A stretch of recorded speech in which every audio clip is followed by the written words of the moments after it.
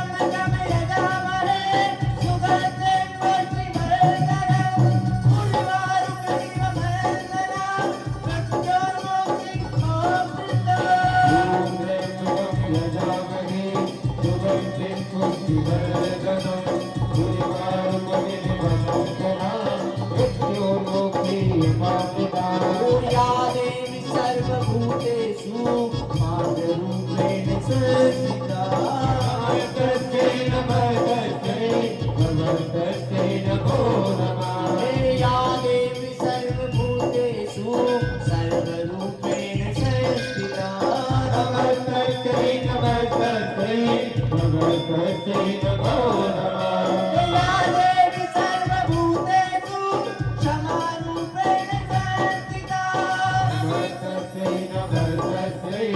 नमस्तस्यै नमो नमः या देवी सर्वभूतेषु ज्ञानरूपेण संस्थिता नमस्तस्यै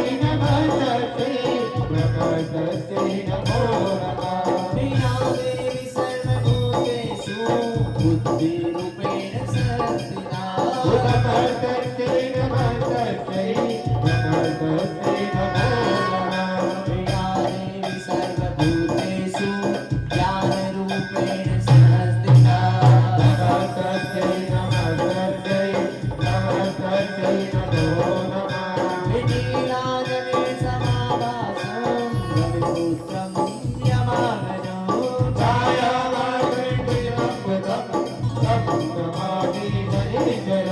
विधिराजने समाभासं रविपुत्रं यमागजं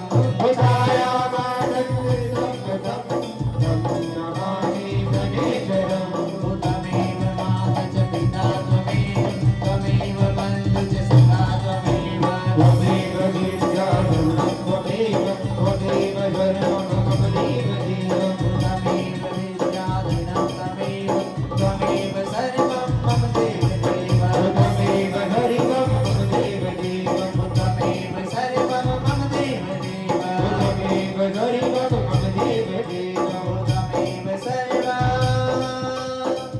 मम देवदेव विनयन मानत जलधि जड़े गए 3 दिन बीत बोले राम सगोप दबे भय मेरो न प्रिय। हनुमान जी महाराज दुआ नंबर 0 से समुद्र के उस पार की यात्रा प्रारंभ करते हैं। 1-2 मिनट अपनी वाणी को विराम देंगे, घड़ी को ना देखते हुए सिर्फ आपके 5 मिनट और लिए जाएंगे सुंदरकांड पाठ के लिए। उसके बाद जिसको यहाँ आनंद लेना है वो यहाँ आनंद लेंगे, जिसको घर पे जाके आनंद लेना है वो घर पे जाके आनंद लेंगे। लेकिन एक 5 मिनट जो इतनी देर हमने करा है उसका सार जो है वो सुनना जरूर है, इसलिए अपनी वाणी को विराम दे और थोड़ी देर और मेरी वाणी को सुनने का कष्ट करें। हनुमान जी महाराज दोहा नंबर 0 से समुद्र की यात्रा प्रारंभ करते हैं, समुद्र के उस पार जाते हैं। सबसे पहले बाधा उनके कौन आता है? मेनाक पर्वत। कौन आता है? पहली बाधा आती है पर्वत। हनुमान जी महाराज को कहता है कि हनुमान कहाँ उड़े जा रहे हो? तुम तनिक थक गए होंगे, जरा थोड़ी देर यहाँ पर बैठ जाओ, विश्राम कर लो, आराम कर लो। लेकिन हनुमान जी सुंदर सा जवाब देते हैं कि मैं प्रभु राम के काज के लिए निकला हूं और जब तक उनका काज नहीं कर लूं आराम नहीं करूंगा। ये हमारे जीवन में उतारने की बात है। हमारे जीवन में एक छोटा सा उदाहरण भी अगर हम लें, अगर आपका बच्चा, आपका भाई, आपका पति या आपके रिलेटिव कोई भी, बेटी, पत्नी, कोई भी अगर किसी काम के लिए, किसी मंजिल को पाने के लिए अगर मेहनत करते हैं तो ज्यादा दूर की बात नहीं करते, हम सिर्फ घर की बात करते हैं। तो कभी कभी घर वालों से ही निकल जाता है कि 1 महीना हो गया तुझे सुबह 6 बजे से उठता है, रात की 11 बजे तक तू लगा रहता है, आज छुट्टी मना। पहली बाधा हम सबके जीवन में भी आती है। मैंने छोटा सा उदाहरण दिया, ऐसे कई कार्य हम करते हैं तो पहली बाधा क्या आती है कि हमें विश्राम करने को कहा जाता है, या हमारे मन में भी ख्याल आ जाता है कि हम बहुत थक गए हैं, तनिक विश्राम कर ले। तो पहली बाधा को अगर हम क्रॉस कर लेते हैं तो हम आगे की ओर जीवन में बढ़ जाते हैं। हमारे जीवन में उतारने की बात है। हनुमान जी महाराज ने भी वही कहा। फिर जैसे ही आगे बढ़ते हैं तो समुद्र के बिल्कुल बीच में एक राक्षसनी आती है। जो हनुमान जी महाराज की परीक्षा लेने आती है कि देखते हैं ये हार मानता है या नहीं मानता है। क्या कहती है राक्षसनी? राक्षसनी का नाम है सिंगिका। क्या नाम है? सिंगिका। हनुमान जी महाराज को कहती है कि आप समुद्र को लांग नहीं सकते हो, आप समुद्र को लांगोगे तो मैं आपको खा जाऊंगी। ये जीवन में हमारे भी बाधा आती है। हम कोई कार्य करने जाते हैं तो या तो पीछे वाला ही टांग पकड़ के खींच देता है, बोले रुक जा, कहाँ भागे जा रहा है, तेरे से आगे तो मैं हूँ बॉस के पास पहले, है ना। तो इसी तरह की बाधा आती है। तो हनुमान जी महाराज देखो कैसे बल और बुद्धि का उपयोग करते हैं। वही उपयोग हमको हमारे जीवन में करना होता है कि किसी पे ध्यान नहीं देना और उसको चकमा दे के हमें हमारी मंजिल की ओर आगे बढ़ना है। हनुमान जी भी वही करते हैं। राक्षसनी बोलती है कि मैं तुम्हें खाऊंगी, हनुमान जी महाराज बोलते हैं ठीक है खा लो। राक्षसनी अपने मुख को खोलती है हनुमान जी महाराज को खाने के लिए। हनुमान जी महाराज उसके मुख से बड़ा रूप धारण कर लेते हैं। राक्षसनी अपने मुख को और खोलती है, हनुमान जी महाराज और बड़ा रूप धारण कर लेते हैं। राक्षसनी और बड़ा मुख खोलती है, हनुमान जी महाराज और बड़ा रूप धारण कर लेते हैं। फिर हनुमान जी महाराज सोचते हैं कि अगर इससे बड़ा रूप मैंने धारण करा तो मेरे पैर तो यहाँ होंगे और शीश मेरे प्रभु के चरणों में होगा। तो हनुमान जी महाराज बुद्धि का उपयोग करते हैं, मच्छर के समान अपना रूप धारण करते हैं और उसके मुख में होकर वापस बाहर आ जाते हैं और कहते हैं कि ले मैं तेरे मुख में भी होके आ गया, तू मुझे खा नहीं पाई। तो हनुमान जी महाराज को इसलिए बल बुद्धि के दाता कहा जाता है। सिर्फ बल नहीं है उनके पास, बुद्धि भी इतनी है। उन्हीं को देखकर हमें जीवन में आगे बढ़ना है कि हमें किसी को अगर कोई बाधा हमारे पास आई है तो उसको साइड में करके आगे बढ़ना है, न कि उसके ऊपर लात दे के आगे बढ़ना है। तीसरी बाधा हनुमान जी महाराज के जीवन में आती है जब वो लंका की ओर प्रस्थान करते हैं। जैसे ही वहां उतरते हैं हनुमान जी महाराज अशोक वाटिका में सबसे पहले क्या करते हैं? सारे फल को खा लेते हैं और पेड़ों को उखाड़कर फेंक देते हैं। तब रावण का बड़ा पुत्र, क्या नाम है? अक्षय कुमार, बोले राजा रामचंद्र भगवान की, बोले हनुमान जी महाराज की। ये अभी हमारे जीवन की बाधा थी अभी, है ना। तो हनुमान जी महाराज सारे पेड़ को उखाड़ फेंकते हैं। तो अक्षय कुमार आता है, कहता है कि तुम कौन हो दुष्ट जो प्रकृति को नुकसान पहुंचा रहे हो। क्या बोलता है कि तुम प्रकृति को क्यों नुकसान पहुंचा रहे हो। तो हनुमान जी महाराज उसको एक सुंदर सा जवाब देते हैं कि मेरी माँ कौन? सीता। बोले मेरी माँ जो धरती की पुत्री है, धरती की बेटी है, वो इसी वन में प्रताड़ित हो रही है, इसी वन में कैद है, इसी में बंदी बना रखा है और इसी वन में ये पेड़ खड़े हैं। पेड़ कहाँ खड़े होते हैं? धरती में। कहाँ से उगते हैं? तो एक माँ की गोद से अगर दो संतान होती है तो वो क्या होती है? आपस में भाई बहन। तो हनुमान जी महाराज कहते हैं कि ऐसे भाई किस काम के जो मूर्ख जैसे खड़े खड़े अपनी बहन को बंदी गृह में प्रताड़ित होते देख रहे हैं। बोले ऐसे भाइयों का कोई काम नहीं, इसलिए इनको उखाड़ कर फेंक रहा हूं।